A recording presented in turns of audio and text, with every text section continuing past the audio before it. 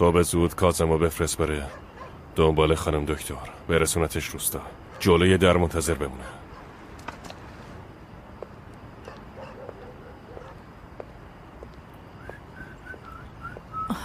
اومدی خلیل؟ آره اومدم. برو بخواب، راحت باش، برو بخواب. چه راحتی آخه پسرم ها؟ مادر تو رو خدا دوباره شروع نکن، بس کن دیگه مادر من. نه پسرم چیزی نمیگم، میبینی که هنوز عقد محضری نکردن، حالا ما هیچی نمیگیم اما دختر خار و خفیف میشه. تو هم که تا من میام حرف بزنم هی میزنی تو دهنم و ولم میکنی. بابات که رفت منم تنها موندم، منم یه چیزیم بشه دیگه کلن دجله رو آدم حساب نمی کنن. خدایی نکرده. میگم که هر کاری میکنی بکن که رسمی عقدش کنن، نظر بچم بیفته زیر دست اون عمر از خود راضی. من حساب اون مردی که عمر از خود راضی رو فردا پس فردا میرسم، نگران نباش. باهاش درگیر نشو خلیل. دجله رو که تقدیمشون کردیم، فقط اذیتش نکنن کافیه. هر کاری میکنی رو حساب پیش برو.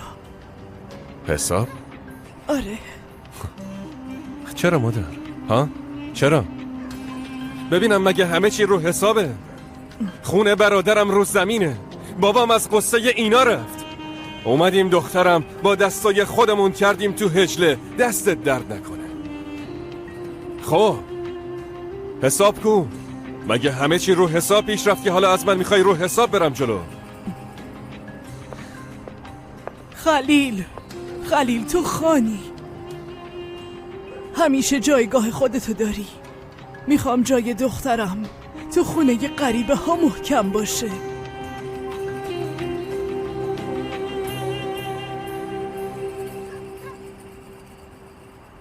باشه مادر، دخترتو عقد میکنم.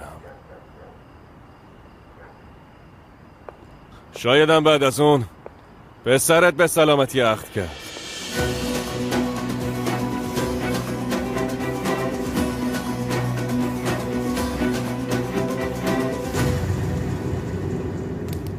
به مامانم بگم سکته میکنه.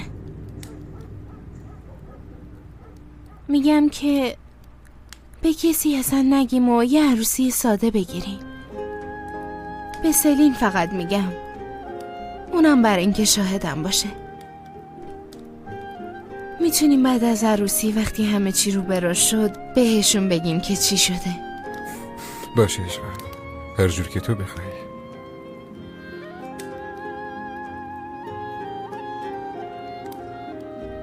خیلی ازت عصبانی میشن، مامانم هم از من، اما انگار درستش همینه. ببین عشقم، گاهی مجبوریم به خاطر زندگیمون یه چیزایی رو از عزیزمون مخفی بکنیم، به خاطر خودشون و همینطورم به خاطر همه.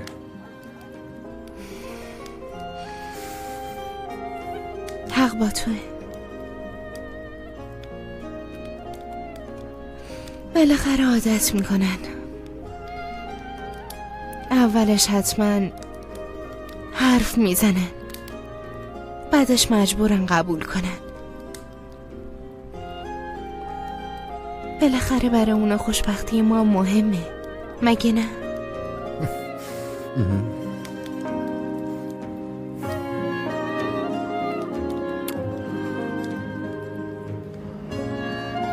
بفرمایید. شب خیلی خوبی بود، ممنون از همتون. شب بخیر. امینه جانم خانم آقا. چشمت به این دختره یه دستکج باشه، بهش بگو حواسشو خوب جمع کنه وگرنه بیرونش میکنم. چشم خانم آقا، تو نگران نباش، من 2 روزه نرمش میکنم.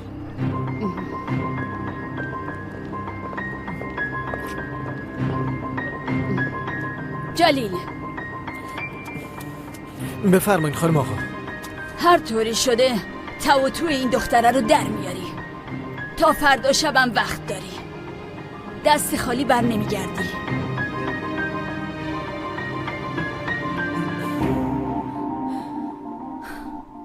امین علی دیوونه کم بود. حالا باید بیام با تو سر و کله بزنم بیناز. تو با زیلان چی کار داری آخه؟ ای بابا، الله اکبر. آخه من با زیلان خانم چی کار دارم؟ ها؟ اونه که با من کار داره. همش چشمش به دهن منه به خدا. میفهمی چی میگم؟ دنبال آتو از توه. بره پیش کی؟ خب معلومه پیش من. حواست باشه، تو هم اینقدر سر من غرغر نکن. بیناز، اعصاب منو خورد نکن. تو دهنتو باز کن ببین چجوری نفستو میبرم. بفرمایید مادر قریشا. گفتی سرم درد میکنه، اومدم بهت سر بزنم دخترم. ممنونم مادر جون، خوبم. باشه پس شبتون بخیر. راستی مادر جون، میخواستم بگم بیناز اون اتاقه رو خالی کنه بری پیش فادیک. اینطوری بهتره. فکر خوبیه دخترم.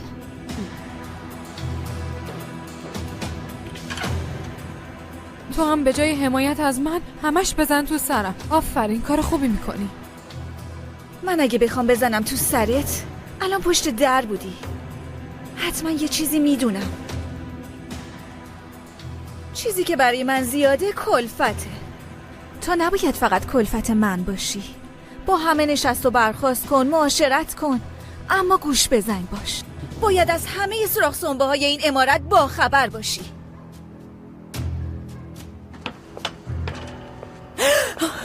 وای زهره ترکم کردی جلیل. این دستکج که میگن کیه؟ حواست باشه اگه فادیک کاری کرده از من قایم نکن. قاطی نکن جلیل، این نازو میگه. دختر دوزه؟ ببین جلیل، میگم اما نباید جایی بگی ها. قسم بخور. الکی منو قسم نده، هرچی میخوای بگو. اون گردنبنده بود که خانم آقا شب عروسی داد به دجله، غیبش زد. بیناز دزدیده؟ دختر دیوونه است؟ نه دیگه، اون ندزدید، با چشای خودم دیدم. خوش اومدی خان. سلامت باشی جلیل. شبتون بخیر.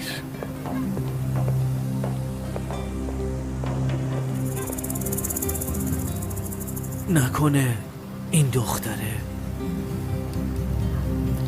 با چشای خودم دیدم جلیل. زیلان برداشت، اما گردنبند تو اتاق بیناز بود. اما نمیدونم اون گردنبند چطوری از اتاق بیناز سر در آورد. تو اصلا دخالت نکن، هر کدوم یه جور ادا دارن. خدا خانم آقا رو صبر بده.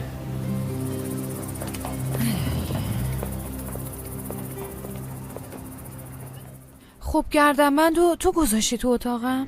وای آخه تو چقدر خنگی. تو فکر میکنی اون گردنبندی که قریش رو با اون دبدبه و کبکبه انداخت گردنم واسه خاطر این که از شر تو خلاص بشم بدزدم بذارم تو اتاقش آتو بدم دست دیگران؟ نه. که اون وقت بگن دجله لیاقت نداشت از یه گردنبند مراقبت کنه؟ ببین اینو تو مخت فرو کن. من اگه بخوام از دست تو راحت شم با یه بشکن میندازمت بیرون. خیلی خوب باشه، هر چی میگی قبوله. پس کی اومده دزدیده اونو گذاشته تو اتاق من؟ نگاه کن.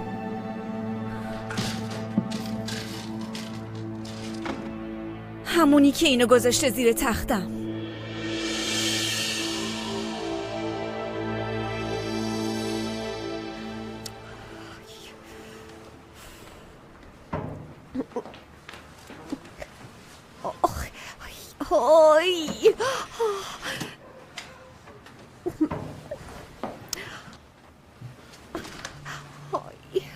زیلان چی شده؟ تو که اومدی خوب شدم. قدیر جونم خوش اومدی. ممنون. پاشو بریم بیمارستان. نه این بیمارستان نمیخواد که یه چیز دیگه است. عزیز دلم قدیر جون، تو اولین نوه بزبیلرا رو بهشون میدی. تو صاحب این خاندانی.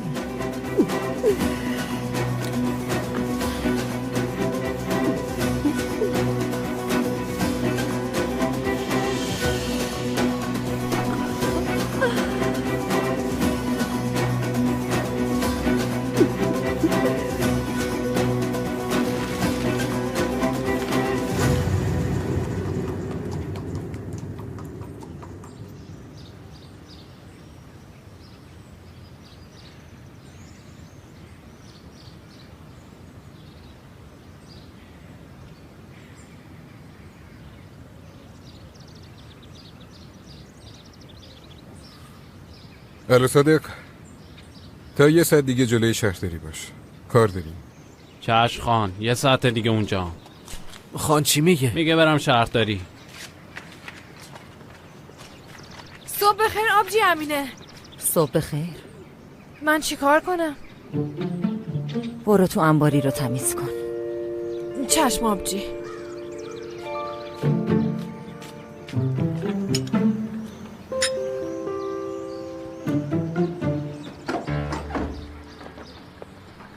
صبح بخیر خان. زود پا شدیم که راه بیافتیم. امروز خیلی کار داریم رستم، خیلی. حساب اون بچه سسول امروز باید برسیم.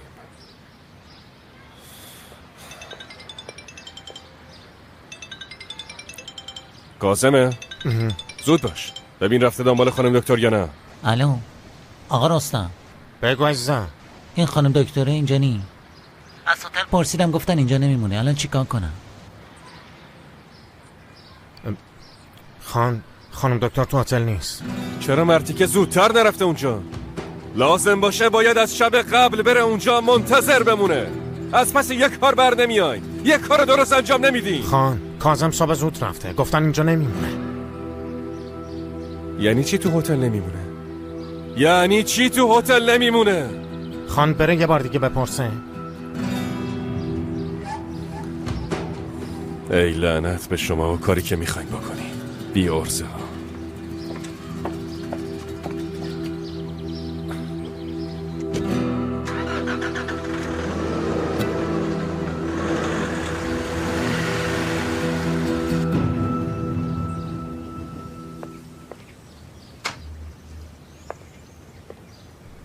صبح بخیر عزیزم. صبح بخیر عشق من. چقدر زود بیدار شدی، نکنه نخوابیدی؟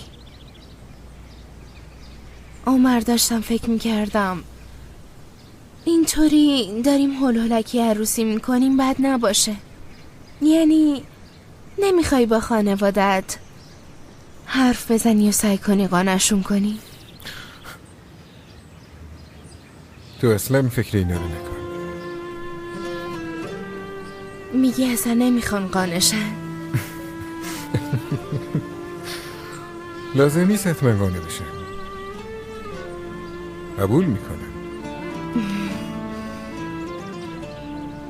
وقتی ببینن ما دوتا از هم جدا نمیشی قبول میکنن مگه نه؟ منم اگه به مامان بگم بالا میشه میاد اینجا و مانع میشه. بهتره دوام را فرا نیفته.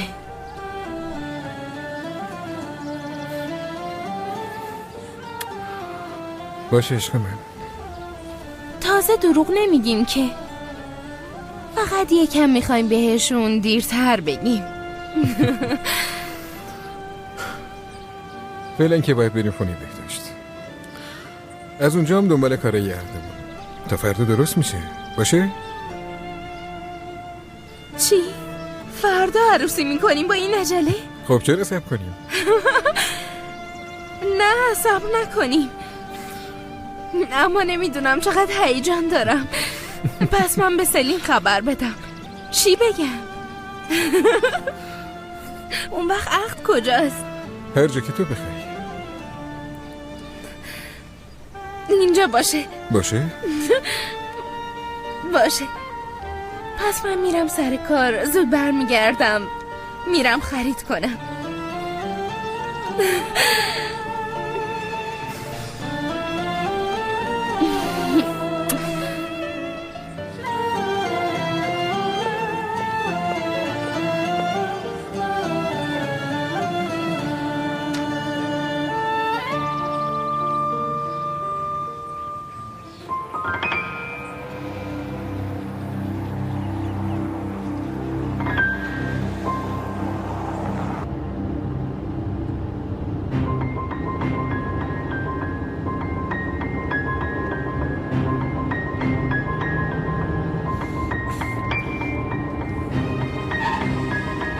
نکن خلیل، نکن، نترسونش.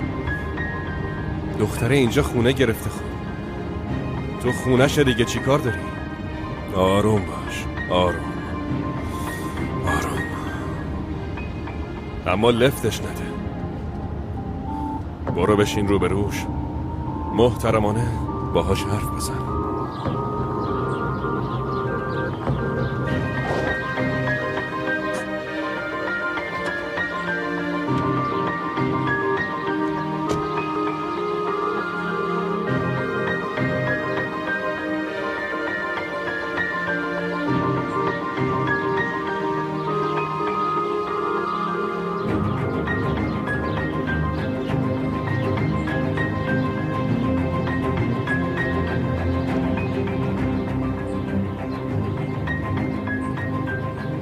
ببین لیلا،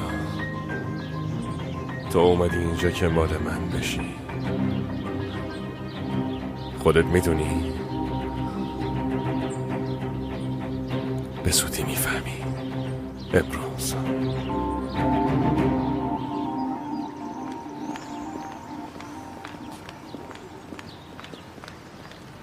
به سلامت قدیر جون. خوش اومدی. نگران من نباش. باشه، برو تو، خودتو خسته نکن. برو.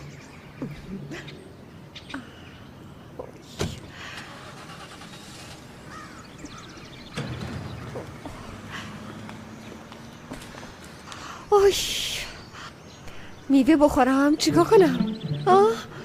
اوه، انگار حوض شیرینی کردم. نمیدونم. اوی، داره حالم به هم میخوره. بیناز، بیا بریم اتاق من. یه چیزایی گذاشتم بدم به تو. بیا. آبجی هم اینه. تو هم برامون 2 قهوه بیار. خیلی دلم خواست. تو چطوری میخوری؟ متوسط یا کوچیک ها؟ خب همون کوچیک بیار. بی بریم. آخ،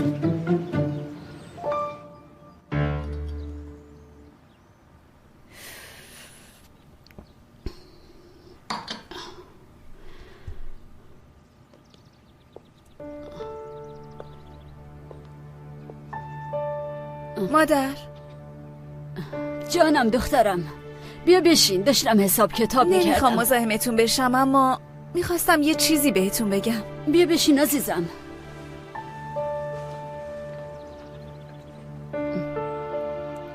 نمیدونم چجوری بهتون بگم.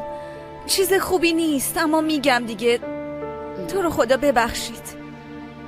چی شده دخترم؟ من به شما اعتماد کردم و عروس این خونه شدم. خودتون میدونین. به بهای خون و دعوا فکر نکردم. خودم رو فدا کردم و اومدم.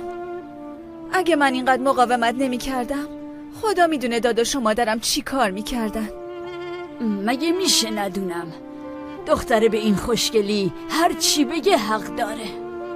جلوی مردا وایستاده، جلوی جنگو گرفته، پس روی سر ما جا داره. اما یعنی عمر از شب اول به 1001 بهونه نمیاد خونه. تو به خودت نگیر دخترم. اون از دست من عصبانیه. تو کاراش دخالت کردم، به خاطر اونه. نه مادر، میدونم چی شده. چیو میدونی دخترم؟ گفتم که بهت. برای اینکه عمر از منو خونه دور باشه برامون دعا نوشتن. زیر تختم بود. بسم الله الرحمن الرحیم. امینه! امینه! چی شد؟ چرا خونه داره می‌لرزه؟ من برم آشپزخونه، سر من خالی نکنن. پیش منی اینقدر میترسه؟ باشه بابا برو. ای خدا، یه روز خوش تو این امارت نداریم. هر روز یه ماجرای جدید. اومدم خانم آقا، اومدم. عروسم اینو تو اتاق بزرگ زیر تختش پیدا کرده. میخوام بدونم چیه. به خدا خبر ندارم. نمیدونم خانم آقا. یعنی چی خبر نداری؟ پس تو چی کاره ای؟ کی میتونه بدون اجازه بره تو اتاق خواب پسر من؟ والا خانم آقا من و فادیک قبل عروسی اون اتاقو تمیز کردیم، زیر و روش کردیم، هیچ چیزی ندیدیم. همه جاشو خودمون تمیز کردیم. به جز شما کی رفته؟ اگه کسی نرفته باشه آبروی تو و فادیکا پیش کس و ناکس میبرم. والا خانم آقا، من تو این خونه خطای هر کسی رو که دیدم لاپوشونی کردم، ولی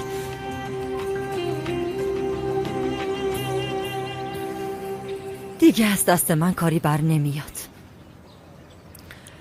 ای خانم آقا، اون روز که داشتم پشت بومو جارو میکردم زیلان تو اتاق بزرگه بود.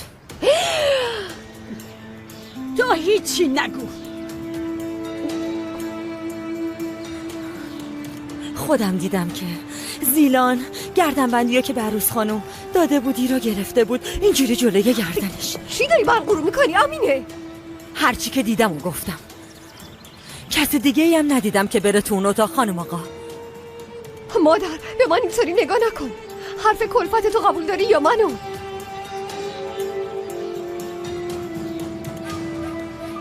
ترسیده داره به من تهمت میزنه. گناه زشته خانم آقا. من هرچی که دیدم گفتم. چی دیدی؟ بیادبی نکن. هر کی حد خودشو بدونه. از کی تا حالا از من مخفی کاری میکنین؟ شما چه مرگتون شده؟ گم شد جلوی چشم. مادر من تا امروز بهت بی احترامی نکردم، اما اگه بخوای این تهمتو باور کنی تو میدونی یا قدی. متوجه شدی؟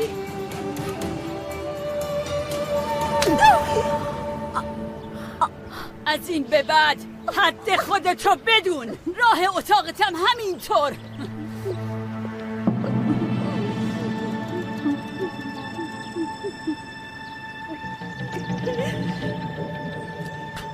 من نمیخواستم با تو در بیفتم زیلان.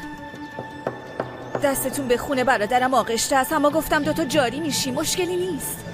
اما اگه بخوای یه بار دیگه این کارو بکنی خودم نشونت میدم که جات کجاست.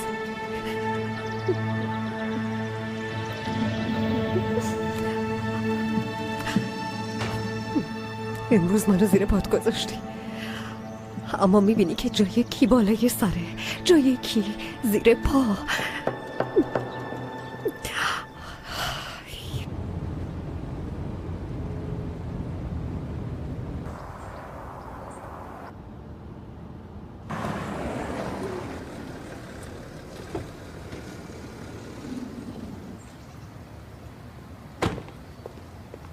کجایی تو جیلان؟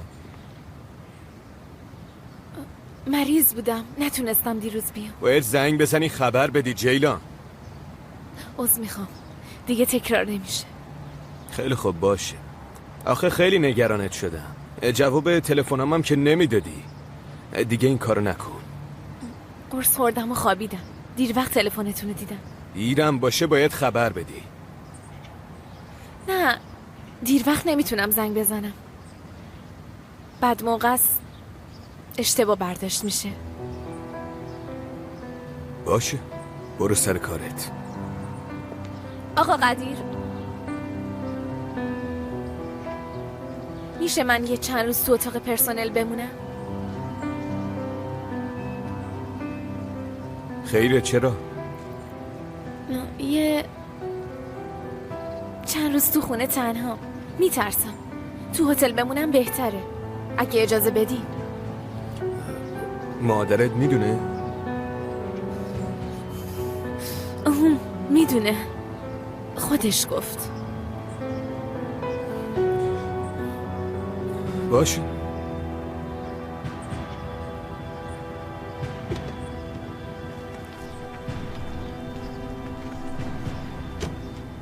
سلی حاضری؟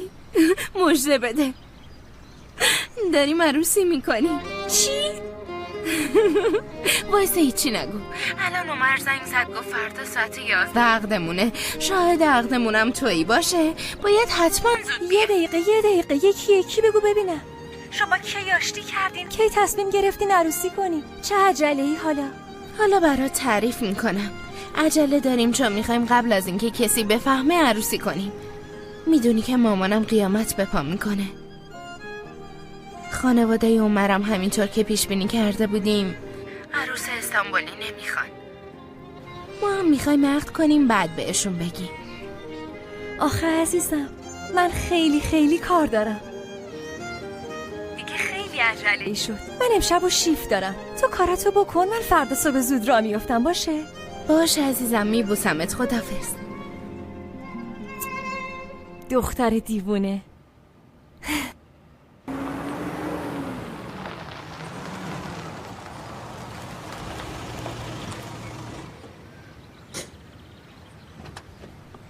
سلام. بفرمایید خلیل خان، خوش اومدید. اختیار دارین. ممنونم. لیلا خانم، اومدم دعوتتون کنم اگه وقت داشته باشین بریم نهار. باید حتما امروز باهاتون حرف بزنم، مهمه. خیره، راجب دجله است، اما الان نمیتونم بیام، نگهبان نیست. بفرمایید داخل. هم درباره دجله است، هم من، هم درباره شما. در واقع مربوط به همه میشه. برای همین جلوی چشم همه نباشیم بهتره. آخه موضوع مهمیه، مسئله خانوادگیه. باشه، پس من میرم کیفمو بیارم.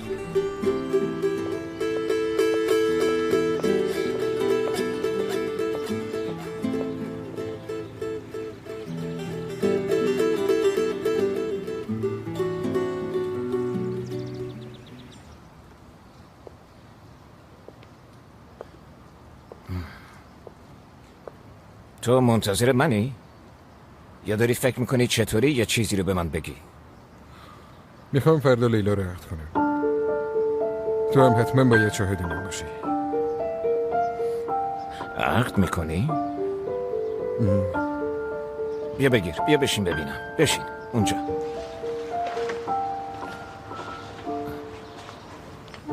بشین اینجا.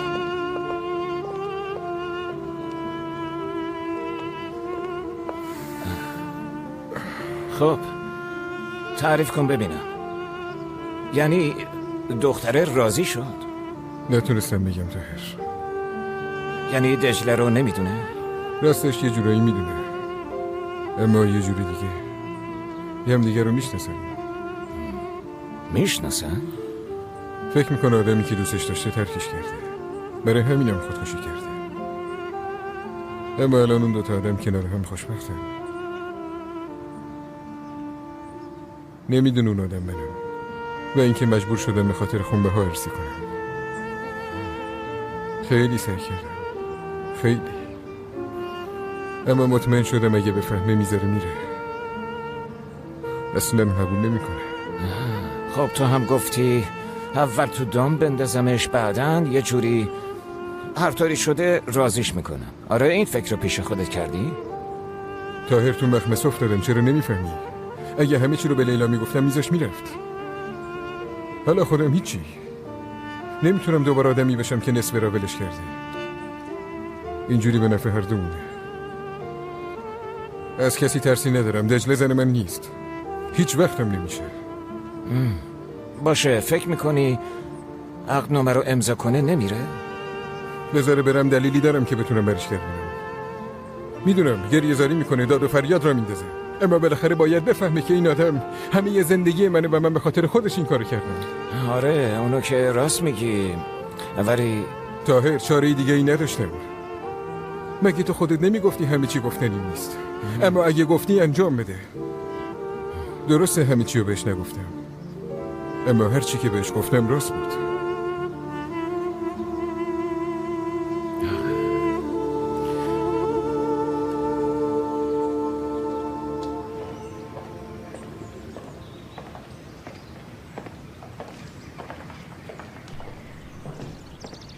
کسی نیست؟ متشکرم. من خیلی وقت ندارم، زود کارمون تموم میشه. این وقت روز اینجا خیلی شلوغ نیست. واسه همینم شما را آوردم اینجا. گفتم یه چیزایی آماده کنن، اما اگه دوست ندارین. نه اصلا گشنه نیستم. خب این موضوع مهم چیه؟ ببینم دجله جلسه مشاورهشو میره؟ خواهرم خوبه خانم دکتر، خدا رو شکر. درد اونو درمون کردین، اما من اصلا خوب نیستم. انشالله که مهم نیست. هم مهم هم حیاتی. خیر باشه. چه کاری از من برمیاد؟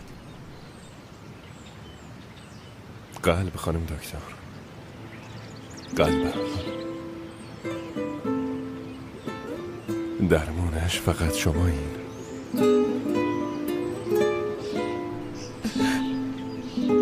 نمیفهمم. به قول شاعر درد درونی را راحت نمیشه گفتش. درد من شمایین، درمونم هم شمایین. اینجا آدما یه بار عاشق میشن، تو زندگیشون فقط یه بار خاطرخواه میشن که بهش میگن عشق. وقتی شما رو دیدم به خودم گفتم خلیل،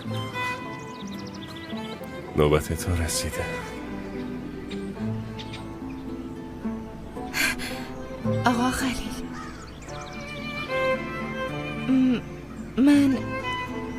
من خیلی تعجب کردم، اما لطفاً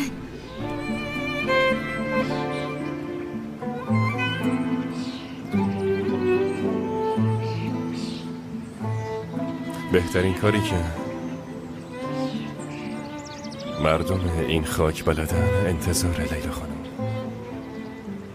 انتظار برای خاک، گندم، بارون، چه میدونم، منتظر آفتابیم. یعنی عمرمون تو انتظار میگذره.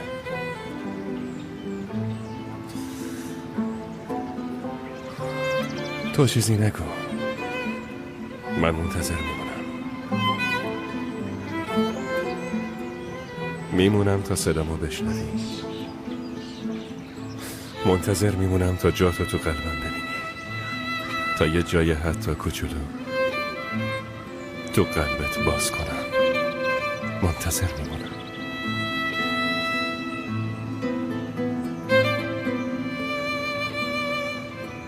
واسه خاطر تو قد تمام عمرم صبر میکنم.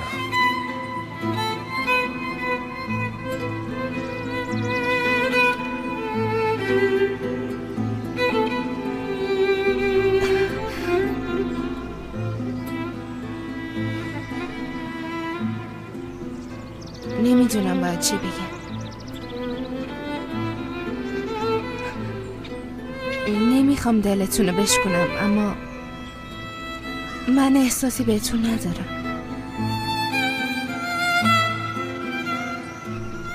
من دیرم شده، واقعا ببخشید. ممنونم.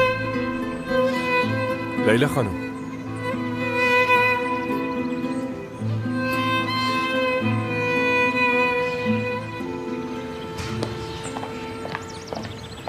لیلا خانم،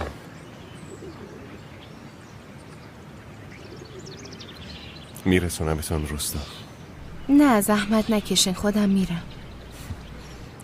لیلا خانم، لطفاً از من فرار نکن. گفتم جات تو قلبمه. حالا اگه از اونجا خوشت نیومده که باهات قهر نمیکنم. شما رو سر من جا دارین. بریم. آقا خلیل واقعا نیازی نیست، ممنونم. لطفاً. من شما رو آوردم، خودمم میرسونم. لج نکن، رفیق نیمه را نیستم.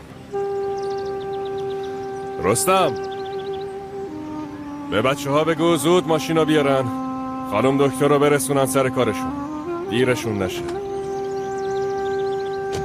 بفرمایید خانم. خیلی ممنون.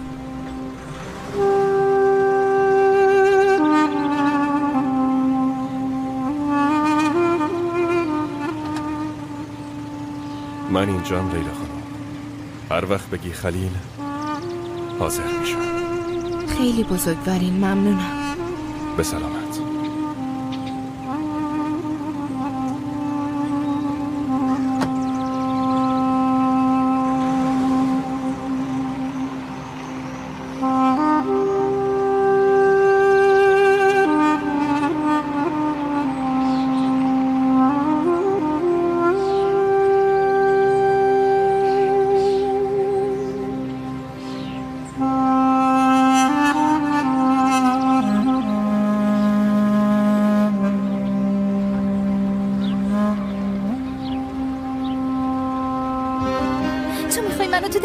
بندازی؟ آره؟ به بهونه توالت اومدم بیرون. هرچی میخوای بگی زودتر بگو. والا من چیزی واسه گفتن ندارم. واسه اینکه ببینمت گفتم. یعنی دروغگویی دیگه؟ آره؟ اینو شنیدی که میگن تو عشق هیچ چیزی غیر ممکن نیست؟ چقدر عجول. چه عشق زودرسی. والا من عجول نیستم، اما تو از اونایی هستی که با عجله عاشقت میشن. باشه من دیگه برم. اینجوری نمیشه که. پس من کی میتونم ببینمت؟ نمیدونم، یه راهی پیدا میکنی دیگه. من که وضعیتم معلومه. بزن داداشت بگو بیارتت بازاری چیزی. خب کمکت کنه. تا ببینم. میبینمت.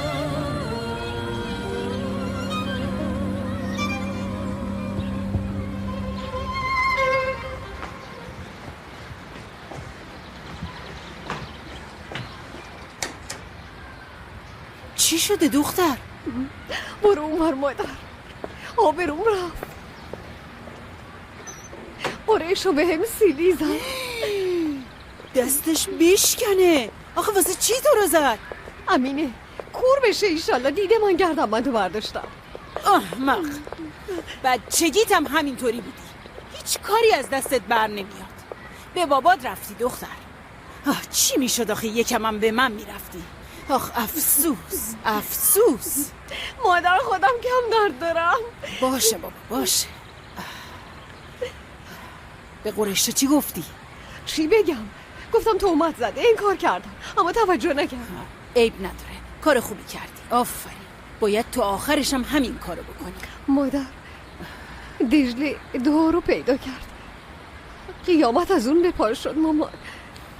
بسه دیگه دختر بسه. واقعا که زیلان حیف. مادر ول کن اینا رو. ول کن. فکر کن چی کار کنیم. تو هیچ کاری نکن. اون وقت بعد پاشو بیا بگو مادر چی کار کنیم، مادر چی کار کنیم. حالا الان قریشو فکر میکنه که من اینا رو کردم تو مخ تو. حسابی میخواد با من دشمنی کنه دیگه. حالا دیگه نمیذاره پامو تو اون خونه بذارم. ای خدا. مامان تو فکر خودتی؟ دارم میگم منو بیرون میکنم دیگه. تموم. بشین خوب فکر کن. قدیر چی میگه؟ ما هنوز هیچی نمیدونه، اما اگه شب بیاد میفهمه. ماما من یه چیز دیگم به قدیر گفتم. چی گفتی دختر؟ گفتم حاملم. وای خدا رو شکر. دعاها مستجاب شد. خدا. ماما شکر نکن. نمیدونم حاملم یا نه. دروغ گفتم. تو حامله. تو حامله شو. مهم نیست که ای بچه به دنیا بیاد. اون زبون بریده ها آخه چطوری تونستم به تو تهمت بزنم؟ اون قریشای دست شکسته آخه چطوری تونسته رو دختر من دست بلند کنه؟ اگه بچه میافتاد چی؟ اگه یه چیزی میشد چی؟ اون وقت فکر میکنی قدیر کوتاه میومد؟